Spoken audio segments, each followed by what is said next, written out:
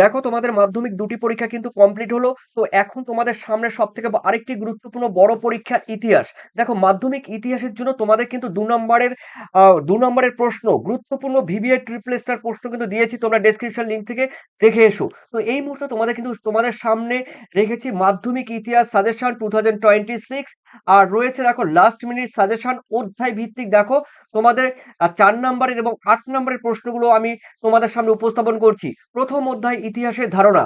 দেখো তোমাদের প্রথমেই বলেছিলাম 2 নম্বরের প্রশ্নগুলো ডেসক্রিপশন লিংকে যাবে, ওখান থেকে ভিডিও দেখে আসবে, সাজেশন রয়েছে। তো এই মুহূর্তে চলো তোমাদের 4 নম্বরের প্রশ্নগুলো কি রয়েছে। দেখো ট্রিপল স্টার রেখেছি আধুনিক ভারতের ইতিহাস চর্চায় আত্মজীবনী ও স্মৃতিকথার জীবন স্মৃতি বা স্মৃতিকথার গুরুত্ব এবং সীমাবদ্ধতা আলোচনা করো। 4 নম্বরে থাকবে তোমাদের, খুবই গুরুত্বপূর্ণ প্রশ্ন। এরপরে রয়েছে দেখো ট্রিপল স্টার ইন্টারনেট কি ইতিহাস চর্চার উপাদান হিসেবে ব্যবহার করা করা যায়, ব্যাখ্যা করো। বর্তমান যে ইন্টারনেট যুগ, এই ইন্টারনেট কি ইতিহাস চর্চায় তোমার চর্চার উপাদান হিসাবে কি ব্যবহার করা যায়, তোমার উত্তরে সাপেক্ষে যুক্তি দাও। অথবা রয়েছে কোশ্চেনটি ঘুরিয়ে দিয়েছে, দেখো ইন্টারনেট ইন্টারনেট ইতিহাসের তথ্য সংগ্রহে ইন্টারনেটের সুবিধা এবং অসুবিধাগুলো লিখতে হবে।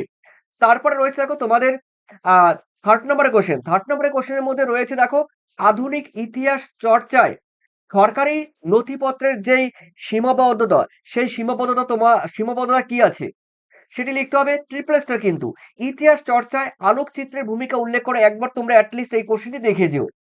এরপরে রয়েছে দেখো তোমাদের 19 শতকের বিভিন্ন ধরনের ইতিহাস চর্চার সংক্ষিপ্ত বিবরণ দাও। ইতিহাস চর্চার সংবাদপত্র এবং সমসাময়িক আহ আহ, পত্রের গুরুত্ব এবং সীমাবদ্ধতা উল্লেখ করো। এরপরে রয়েছে দেখো তোমাদের এক্সট্রা আর 4টি কোশ্চেন দিয়েছি, তোমাদের যদি পড়া থাকে এই কোশ্চেনগুলো তোমরা দেখে যেও যদি পড়া থাকে। এরপরে রয়েছে দেখো তোমাদের দ্বিতীয় অধ্যায় সংস্কার, বৈশিষ্ট্য ও মূল্যায়ন। দেখো প্রথমে রয়েছে, দেখো এই কোশ্চেনগুলো আমি প্রথমেই বললাম ডেসক্রিপশন লিংকে আছে। 4 নম্বরের প্রশ্নের উত্তর প্রথমটি রেখেছি ভিভিআই 19 শতকে বাংলার নারী নারী শিক্ষা বিস্তারে সমাজ সংস্কার সমাজ সংস্কার ও শিক্ষা বিস্তারে ঈশ্বরচন্দ্র বিদ্যাসাগরের অবদান আলোচনা করো। দুটি আলাদা কোশ্চেন দিতে পারে। এরপরে ডবল স্টার রয়েছে 19 শতকে বাংলার পাশ্চাত্য শিক্ষার প্রসারে ডেভিড হেয়ার ও ডিরোজিওর ভূমিকা আলোচনা করো। এরপরে রয়েছে দেখো অথবাতে রয়েছে ডিরোজিওর নেতৃত্বে ইয়াং বেঙ্গল আন্দোলনের সংক্ষিপ্ত পরিচয় দাও, তাদের আন্দোলনের সীমাবদ্ধতা, ব্যর্থতার কারণগুলো আলোচনা করো। তারপরে দেখো বাংলার নবজাগরণে বামাবোধিনী পত্রিকার ভূমিকা কি ছিল, সমাজ সংস্কারে ব্রাহ্ম সমাজের ভূমিকা কি ছিল। তারপরে রয়েছে দেখো পাশ্চাত্য শিক্ষা বিস্তারে রাজা রামমোহন রায় অবদান কি ছিল, ভিভিআই রেখেছি। দেখো 6 নম্বরের কোশ্চেনের চিকিৎসা বিজ্ঞানের ইতিহাস কলকাতা মেডিকেল কলেজের ভূমিকা কি ছিল। এক্সট্রা আরো 3টি কোশ্চেন দিয়েছি, তোমাদের প্রয়োজন হলে দেখতে পারো। এগুলো এগুলো কিন্তু খুবই খুবই গুরুত্বপূর্ণ। ওকে, তো আমরা দেখে নিচ্ছি তোমাদের 8 নম্বরের প্রশ্নগুলোর মধ্যে রয়েছে দেখো শিক্ষা বিস্তারে প্রাচ্যবাদী ও পাশ্চাত্যবাদী বিতর্ক কি, অথবা কোশ্চেনটি ঘুরিয়ে এইভাবেও দিতে পারে। 2 নম্বরের উচ্চশিক্ষার বিকাশে কলকাতা বিশ্ববিদ্যালয়ের ভূমিকা আলোচনা করো। তারপর 19 শতকের বাংলার সমাজ সংস্কার আন্দোলনে রাজা রামমোহন রায় অবদান বা ভূমিকা আলোচনা করো। তারপরে দেখো রয়েছে তোমাদের তৃতীয় অধ্যায় প্রতিরোধ ও বিদ্রোহ। দেখো প্রতিরোধ ও বিদ্রোহের মধ্যে 4 নম্বরের প্রশ্নগুলো দেখে নিচ্ছি। নীল বিদ্রোহে শিক্ষিত সমাজের মনোভাব কেমন ছিল। দেখো নীল বিদ্রোহ যে হয়েছিল ভারতবর্ষে, সেই নীল বিদ্রোহের শিক্ষিত যে সমাজ ছিল, সেই সমাজের মনোভাব কিরকম ছিল, তাদের মাইন্ড কেমন ছিল। ট্রিপল স্টার সন্ন্যাসী সন্ন্যাসী ফকির বিদ্রোহ কি শুধুমাত্র একটি ধর্মীয় আন্দোলন, তোমার উত্তর সাপেক্ষে তুমি অবশ্যই তোমাকে এটি লিখতে হবে। চুয়ার বিদ্রোহের কারণ ফলাফল কি, ফরাজি ফরাজি আন্দোলনের মূল উদ্দেশ্যগুলো কি ছিল, ফরাজি আন্দোলন ও ফরাজি আন্দোলনের মধ্যে পার্থক্য আলোচনা করো। দেখো অবশ্যই প্রথম কোশ্চেনটি পারলে দুটি কোশ্চেন এই পরের কোশ্চেনটিও পারবে। ট্রিপল স্টার খুবই গুরুত্বপূর্ণ এবং ভিভিআই সাঁওতাল বিদ্রোহের কারণ এবং ফলাফল উল্লেখ করো। তারপরে ট্রিপল স্টার রয়েছে নীল বিদ্রোহের কারণ এবং ফলাফল উল্লেখ করো। দেখো তোমাদের 4 নম্বর না দিলে কিন্তু এখান থেকে 8 নম্বর তোমরা পাচ্ছ। এরপরে কোল বিদ্রোহ রয়েছে, মুন্ড বিদ্রোহ রয়েছে, ঔপনিবেশিক অরণ্য আইন কি, ব্রিটিশ সরকার কি উদ্দেশ্যে এই আইন প্রণয়ন করেছিলেন। এরপরে চলো তোমাদের রয়েছে দেখো রয়েছে 8 নম্বরের প্রশ্ন। 8 নম্বরের প্রশ্নের মধ্যে রয়েছে ট্রিপল স্টার। দেখো 1857 সালে মহাবিদ্রোহের প্রকৃতি ও চরিত্র বিশ্লেষণ করো, অথবা আরেকটি কোশ্চেন রয়েছে বাংলার কৃষক বিদ্রোহের কারণ এবং ফলাফল উল্লেখ করো। ঠিক আছে, প্রথম কোশ্চেনটি খুবই গুরুত্বপূর্ণ। চতুর্থ অধ্যায় সংঘবদ্ধতার গোড়ার কথা। এই সংঘবদ্ধতার গোড়ার কথার মধ্যে প্রথমেই রয়েছে 4 নম্বরে, দেখো 2 নম্বরে বলেছি ডেসক্রিপশন লিংকে পেয়ে যাবে। দেখো প্রথম কোশ্চেন রয়েছে 1857 সালে মহাবিদ্রোহকে জাতীয় বিদ্রোহ বলা যায় কি? এরপরে রয়েছে 19 শতকের ভারতের জাতীয়তাবাদী উন্মেষের ভারত মাতার চিত্রের ভূমিকা উল্লেখ করো। ট্রিপল স্টার সভা সমিতির যুগ কাকে বলে? তারপরে 4 রয়েছে আনন্দমঠ উপন্যাস কিভাবে জাতীয়তাবাদী ভাবধারাকে জাগিয়ে তুলেছিল? বঙ্গ ভাষা প্রকাশিকা সভা সভাকে কেন প্রথম রাজনৈতিক প্রতিষ্ঠান বলা হয়? টিকা লেখো। মহারানীর ঘোষণাপত্র। তারপরে ভারত সভা কবে কি উদ্দেশ্যে প্রতিষ্ঠিত হয়? রয়েছে গগনেন্দ্রনাথ ঠাকুরের ব্যঙ্গচিত্র কিভাবে ঔপনিবেশিক সমাজে সমালোচনা করেন। এরপরে রয়েছে 1857 সালে মহাবিদ্রোহের প্রতি শিক্ষিত বাঙালি সমাজের মনোভাব কেমন ছিল। এরপরে রয়েছে দেখো তোমাদের রয়েছে 8 নম্বরের প্রশ্ন। দেখো 19 শতকের দ্বিতীয় পর্বে ভারতের রাজনৈতিক চেতনার বিকাশে ভারত মাতার চিত্র ও আনন্দমঠ উপন্যাসের ভূমিকা উল্লেখ করো। তারপরে তোমরা সেকেন্ড কোশ্চেনে তোমরা দেখে যেতে পারো।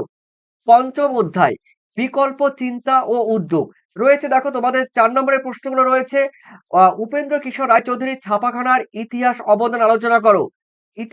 অবদান আলোচনা করো। সেকেন্ড কোশ্চেন ডবল স্টার ছাপাখানা ও প্রকাশনার অগ্রগতি। শ্রীরামপুর মিশন প্রেসের কি পরিচয় পাওয়া যায় লেখো। থার্ড নম্বর কোশ্চেন দেখো রয়েছে বাংলার বিজ্ঞান চর্চার ডক্টর মহেন্দ্রলাল সরকারের অবদান উল্লেখ করো। ট্রিপল স্টার রয়েছে শিক্ষা চিন্তায় রবীন্দ্রনাথ ঠাকুরের ভাবনা সংক্ষেপে আলোচনা করো, অথবা কোশ্চেনটি ঘুরিয়ে দিতে পারে মানুষ প্রকৃতি ও শিক্ষা সমন্বয় বিষয়ে রবীন্দ্রনাথের চিন্তা ভাবনা উল্লেখ করো। একই কোশ্চেন। 5 ট্রিপল স্টার ছাপাখানার সঙ্গে শিক্ষা বিস্তারের সম্পর্ক কেমন ছিল? আর ট্রিপল স্টার কারিগরি শিক্ষা বিস্তারের বেঙ্গল টেকনিক্যাল ইনস্টিটিউটের ভূমিকা উল্লেখ করো। কোশ্চেনটি এরকম হতে পারে ঔপনিবেশিক বাংলায় বিজ্ঞান ও কারিগরি শিক্ষার বিকাশের সংক্ষিপ্ত পরিচয় দাও। ছাপাখানা বিকাশে গঙ্গা কিশোর ভট্টাচার্যের অবদান উল্লেখ করো। দেখো এক্সট্রা আরো দুটি কোশ্চেন দিয়েছি, দেখতে পারো। খুব গুরুত্বপূর্ণ কোশ্চেন কিন্তু এই দুটি। এরপরে রয়েছে দেখো তোমাদের 8 শিক্ষা বিস্তারে শিক্ষার ইতিহাসে বিশ্বভারতীর ভূমিকা ও গুরুত্ব আলোচনা করো। দেখো ষষ্ঠ অধ্যায়ের মধ্যে রয়েছে 20 শতকে ভারতের কৃষক শ্রমিক ও বামপন্থী আন্দোলন। 4 নম্বরের কোশ্চেনগুলো দেখে নাও। প্রথম কোশ্চেন অসহযোগ ও আইন অমান্য আন্দোলনের শ্রমিক শ্রেণীর ভূমিকা আলোচনা করো।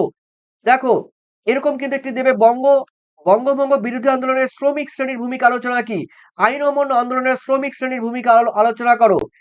পরের কোশ্চেন কৃষক আন্দোলনে বামপন্থী দলগুলোর ভূমিকা উল্লেখ করো। ভারত ছাড়ো আন্দোলনে শ্রমিকদের ভূমিকা আলোচনা করো। 4 বাংলায় কৃষক আন্দোলনের চরিত্র ও প্রকৃতি বিশ্লেষণ করো। তারপরে বারদৌলি সত্যাগ্রহ সংক্ষিপ্ত বিবরণ দাও। টিকা লেখো মিরাট ষড়যন্ত্র মামলা। 8 নম্বরে রেখেছি একটি কোশ্চেন ভারত ছাড়ো আন্দোলনের শ্রমিকদের ভূমিকা বিশ্লেষণ করো। ওয়ার্কার্স অ্যান্ড পেজেন্টস পার্টি সম্পর্কে টিকা লেখো। এরপরে রয়েছে সপ্তম অধ্যায় রয়েছে বিংশ শতকের ভারতের নারী ছাত্র এবং প্রান্তিক যে জনগোষ্ঠী রয়েছে তাদের আন্দোলন। দেখো আর 4 নম্বরের প্রশ্ন রয়েছে ভিভিআই প্রথমে রয়েছে ভিভিআই অসহযোগ ও আইন অমান্য আন্দোলনে নারীদের ভূমিকা কেমন ছিল? নমশূদ্র পরে কোষে নমশূদ্র আন্দোলন কেন হয়েছিল? ট্রিপল স্টার সহস্র বিপ্লবী আন্দোলনে ছাত্রদের, এখানে কিন্তু ছাত্রদের ভূমিকা উল্লেখ করতে বলেছে। এরপরে রয়েছে দেখো তোমাদের 4 ভারতে স্বাধীনতা আন্দোলনে ছাত্র সমাজের ভূমিকা উল্লেখ করো, অথবা কোশ্চেনে দেখো ওরকম একটা আন্দোলন থেকে তো পাচ্ছই, বড় প্রশ্ন একটি পাবে সশস্ত্র বিপ্লবী আন্দোলনে নারীদের ভূমিকা বা নারীদের যোগদানের চরিত্র বিশ্লেষণ করো। একই ব্যাপার, কোশ্চেনটি কিন্তু একই ব্যাপার। দলিতদের দেখো অধিকার প্রতিষ্ঠায় বি আর আম্বেদকরের অবদান উল্লেখ করো। এরপরে এক্সট্রা রয়েছে দুটি দিয়েছি, তোমরা দেখতে পারো। এরপরে রয়েছে দেখো এখান থেকে তোমাদের দেখো 4 নম্বরে যদি উপরে 4 নম্বরগুলো পড়ে যাও তাহলে এখান থেকে 8 নম্বরের পড়ার দরকার হবে না। 4 নম্বর পড়লে ওখান থেকে পেয়ে যাবে এবং লিখতে পারবে। অষ্টম অধ্যায় লাস্ট অধ্যায় উত্তর ঔপনিবেশিক ভারত 20 শতকের দ্বিতীয় পর্ব 1947 থেকে 64। দেখে নিচ্ছি তোমাদের 2 নম্বর, তো ডিসক্রিপশন লিংক থেকে তোমরা পেয়ে যাবে। 4-এ যেখানে রয়েছে ভারত সরকার কিভাবে দেশীয় রাজ্যগুলিকে ভারতীয় ইউনিয়নের অন্তর্ভুক্ত করেছিল। ভিভিআই ট্রিপল স্টার, স্বাধীনতার পর উদ্বাস্তু সমস্যা সমাধানে ভারত সরকারের ভূমিকা আলোচনা করো। টিকা লেখো দেশভাগ ও উদ্বাস্তু সমস্যা।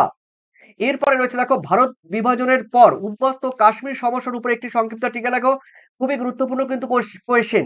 এই এই কোশ্চেন আমার কাছে খুবই খুবই এবার গুরুত্বপূর্ণ, যেহেতু এসআইআর হচ্ছে, সিএ হচ্ছে, তো পূর্ববঙ্গের সঙ্গে এবং আমাদের ভারতবর্ষের সঙ্গে একটি নেগেটিভ সম্পর্ক চলছে, তো সেখানে উদ্বাস্তু এবং দেশভাগ, আর অন্যদিকে পাকিস্তানের সঙ্গে চলছে, তো দেশভাগ এবং উদ্বাস্তু সমস্যা এখান থেকে এই কোশ্চেনটি আমার মনে হয় থাকবে। আর অন্যদিকে জম্মু কাশ্মীরের উপরে একটি সংক্ষিপ্ত টিকা লিখতে হবে, তার কারণ এই দুটি প্রশ্নের মধ্যে একটি কোশ্চেন তোমরা পাচ্ছ। তারপরে ভিভিআই, দেশীয় রাজ্যগুলির সংযুক্তিকরণে সর্দার বল্লভভাই প্যাটেলের ভূমিকা বিশ্লেষণ করো। তারপরে 5-এ স্বাধীনতার পর ভাষাভিত্তিক রাজ্য পুনর্গঠনের কারণ কি ছিল। এরপরে দেখে নিচ্ছি এক্সট্রা কোশ্চেন, নেহেরু লিয়াকত চুক্তি সম্পর্কে আলোচনা করো। হায়দ্রাবাদের ভারত ভুক্তি কিভাবে হয়েছিল সংক্ষেপে আলোচনা করো।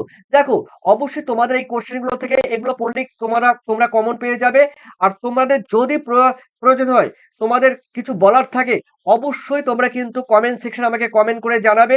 আর তোমাদের সামনের পরীক্ষাগুলো, আগামী দিনের পরীক্ষাগুলো সবার জন্য ভালো হয় এই আশাই কামনা করি। এরপরে রয়েছে তোমাদের ভূগোল পরীক্ষা, তবে ভূগোল পরীক্ষায় তোমাদের ম্যাপ পয়েন্টিং 2 নম্বর, 3 নম্বর এবং 5 নম্বরের সম্পূর্ণ কোয়েশ্চেনগুলো তোমরা কিন্তু পাবে। ঠিক আছে, তোমাদের কোনো টেনশন করতে হবে না, তবে আমার সঙ্গে জুড়ে থাকো, চ্যানেলের সঙ্গে জুড়ে থাকো, তো তোমাদের অবশ্যই টোটাল আমি হেল্প করব তোমাদের। আর নতুন হয়ে থাকলে অবশ্যই লাইক, সাবস্ক্রাইব, কমেন্ট করে দিও। আগামী পরীক্ষাগুলো যেন তোমাদের সবার ভালো হয় এই আশাই কামনা করি। বেস্ট অফ লাক সবাইকে। Thank you.